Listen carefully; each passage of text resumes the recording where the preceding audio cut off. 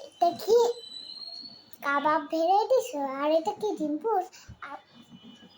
তুমি কি ভাত ফ্রাইড রাইস করে দিছো? হ্যাঁ, তুমি কাবাব পছন্দ করো, তোমার জন্য কাবাব ভেজে দিছি। Thank you.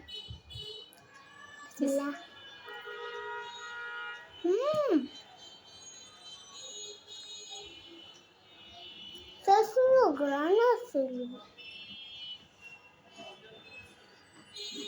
মজা।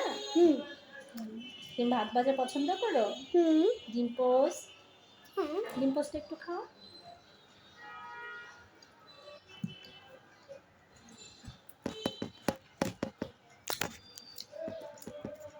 অনেক সুন্দর গ্রান আছে।